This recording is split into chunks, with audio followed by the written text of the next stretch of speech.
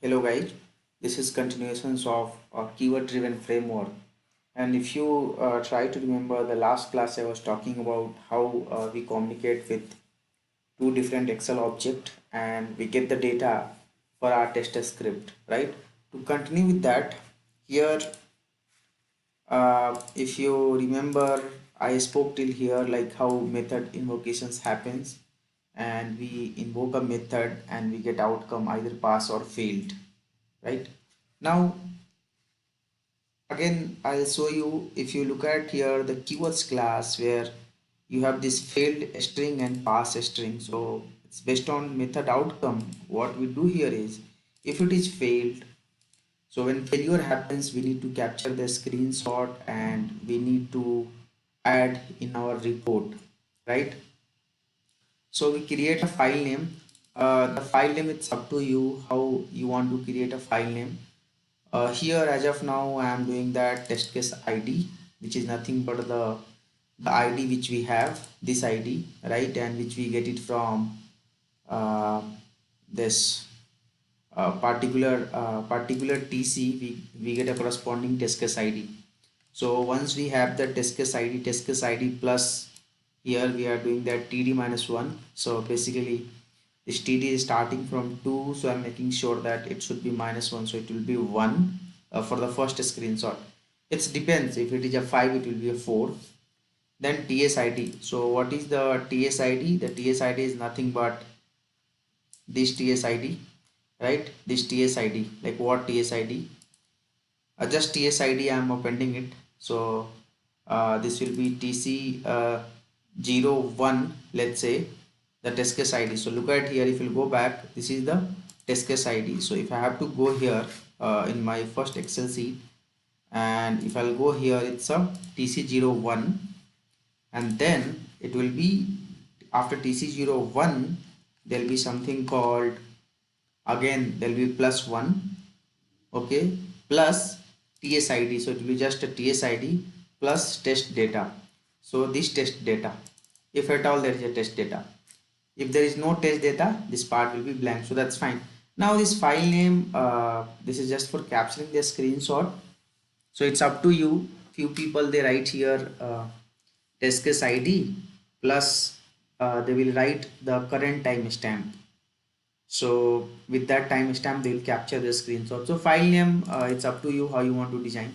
Okay, then capture the file name, and since it is failed, right, so make the test case status as a test step status. So now you try to remember the test case steps. Earlier I have considered as a pass, and for the test case we have considered as a pass. So this was the step and this was the scenario.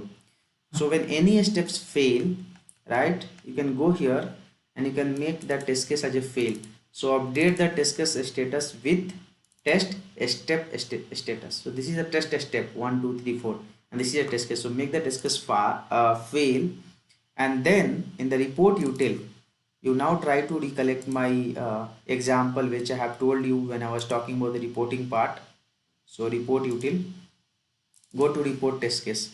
So after that what we do a add keyword, right? We add the keywords.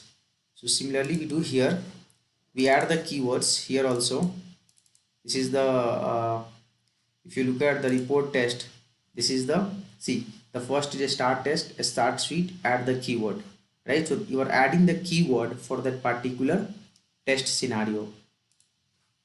So add the keyword description keyword, and from here the descriptions will come. It will come from here, description, right? This is the keyword, and then make the status. What is the status of the step? And then inside the screenshot folder you append this file name, the screenshot file name plus jpg. Okay, so this part is still pending as of now. I have commented, that's fine. I will show you how to do that. Just I need to enable this method. As of now this is commented, so it will get, the keyword will get added. Now proceed on fail. So here we have proceed on fail. If this is equals to n, so in your Excel sheet if you look at here the steps, so go to TC01. So if it is YY, right, proceed on fail, yes. If it is N, so in case you don't want to proceed on failure, So if it is n, now look at the code. If there is n, break that. So when you break this guy, what it will do, it will break your internal for loop. So whatever steps you are running it, right, it will get terminated, right? The particular suit data, whatever you are running the test for, that data, it will get terminated, and again control will come to this, the outer loop. Control will come to the outer for loop, and when the control will come here, again it will continue with the uh, different, it will continue with the different test case, right? Because here you are running on the suit data, so this you are running on the suit data, and this you have through the test data. So for the particular test data, one data, if the test case fails, you break the internal for loop and you come here. So let's say you have a two record for the particular test case. For one record you are failing that, you are breaking the loop and you are coming here. Again it will continue for the second set of data. So let's say you have this login, right? In the suit data, let's say TC01, you have only one record. Let's say you have one more record, right? Similarly, you have one more record here. So assume that for this record it failed. Again you want to run for the second record. So same thing I am doing here. If you look at, if it fails, we are breaking that. So when we break, no, it will just break the immediate for loop. So it will break this for loop. Still this for loop will continue, and this for loop is running on the test data. So again second loop will continue, right? That's how it happens. Now consider a case where this is about fail. If it is pass, still you need to add the keywords. So report util dot add keyword, same description, keyword status, and null. Null means in case of pass, I don't want to capture the screenshot. If you want to do so, if you want to capture the screenshot, just you need to repeat this two line, it will capture the screenshot, right? Now what happens is your particular test will work for whatever data, whatever row data you have. So let's say your login have 4 data, right? If you have a 4 data, this will continue 4 times, and every times it will add the report, right? Every time. So look at here, for one record, if for one record it will run that, okay? And if it is one record, the test will, this will get executed. For second record, this will get executed. For third, it will get executed. And finally, if you look at the internal for loop which is running on the row, once this internal for loop will ends, right, this keyword, whatever keyword you had, for that keyword, again, you know, report util dot add test cases. So you're adding the test cases. So the test cases, when you're adding it, basically it's a test case ID, start time, and what is the current time, and what is the status. So again, come back here in the report test. Once you have keyword, you are adding the test case. So your keyword is done, then you are going to add the test case. This test case will get added to your suit, which we have seen when I was explaining it, right? So you will add the test case, because what happens is, let's say you are running for one set of data. So come here and see, login, you are running for this set of data. So either this will be pass or fail, right? When it is pass or fail, you need to update the report. You need to update the report. So when this internal for loop will get over, which is running on the particular row, okay, see the get row count for the test case ID.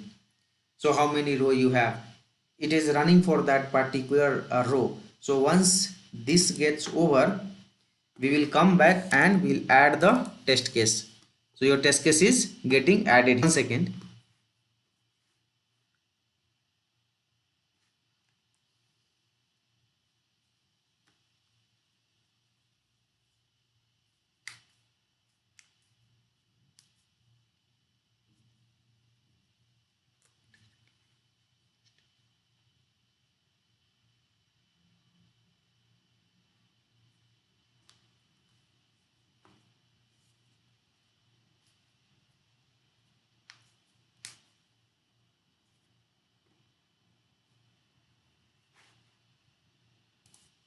So what I was trying to say that is, this is actually a bit confusing. If you not focus here, you will get confused. This you are running on the suit data, right? This is your test data, right? So let's say for this test data, email address, password, and wait for, you need to run this many steps, right? You need to run this many steps. So your internal for loop, which is nothing but this for loop basically, which is running on this, which is yours running on this row. So first row, second row, third row, fourth row, fifth row, and sixth row, it is running on this. So when every row is running, right, for that particular set of data, this set of data, and why I'm saying that for this set of data, because you have the test data field. So finally the data will come from this suite data. So when it is coming from this, and when particular each test suite steps 1 2 3 4 5 6 gets executed, so what we'll do, for every test step you are adding a keyword here, right? Finally when one round of executions happens, so let's say this got executed for one record, which means your test case is pass for this record. That is the reason I was saying that when this everything gets over, we come out and we add the test case. We say that for this test case ID, this is the start time, this is the time like execution time, and this is the status. So this is the final status. So you are adding the test case and you quit, you'll close the browser, right? It's up to you whether you want to close or you want to keep open. So you are closing the browser. This design you can do that based on your project. Now once this is done, if it is a second row of data, again this guy will continue. See, the problem here, what happens is, if you have two record of data and you are closing the browser here, then when you are closing the browser here, you have to relaunch here, so in my case I have only one record of data here, I have only one record of data, I am closing it. Okay, but in your case, if you have more than one set of data, do not close there, do not close here, do not quit the browser here. If you do so, and you have more than one set of test data in the test suite data 1, your test will not work because it will look for the browser. So you have to launch the browser here, you have to put a check here, if driver not is equal to null. So this you can do that, this you can copy paste from here and you can put a check here. If this all coding you have to handle, okay, if you have to put that, if driver is equal to null. So if it is null, then launch the browser here. Okay, launch the browser here itself, and this will continue. Now let's say your data is also got over, your test case got executed, then it will go to again parent for loop. There is one more for loop which is running on the suite data. So the suite data is nothing but the test cases. So let's say login got executed, now registration came, right? So again for the suite data, this is your uh, parent level of controller. So this test case again, the external for loop, when this external for loop will continue for the registration change project test. So for everything it will continue, and your report will get added here, right? Every time your add test case will get added here, you are adding the test case. So finally once everything gets over, see, if you look at after outer for loop here, after outer for loop you need to end suite. So you are writing that report util dot end suite, which means your suite is over. If you look at here end suite, which I have explained you, again you are writing that file writer true, and you are creating a table and you are closing that. So you are saying that my test suite is end. That is the reason you are getting the object of file writer, which will write the file of the result file name, whatever overall report we have for the file name. We are creating a buffer writer, and we are writing a table and we are flushing the report. Okay, so out that close, so it will close the buffer writer. So your tests are over and update the end time. So you need to update the end time, so your entire test is getting over. And when you say report util dot update end time, so basically this will update the same end time. Okay, it will update the same end time which I have already explained. So the same output report you have index.html. If you try to remember, so in this report, remember, if you try to remember, we have something called end time this time. So this end time, this will get updated, right? End time will get updated. So with this we are done with the test controller. And then after class you have something called driver.get. So with this we are done with the test controller. My suggestion is this test controller video, the previous video, this video, please watch 2-3 times, then only you will get a confidence. Otherwise you will not get a confidence, because it was too much logic, too much for loop, too much data getting from the excel sheet. It's not that simple. In the next video I will show you how this execution happens. Thank you guys, thank you for watching this video. Hope you like this video.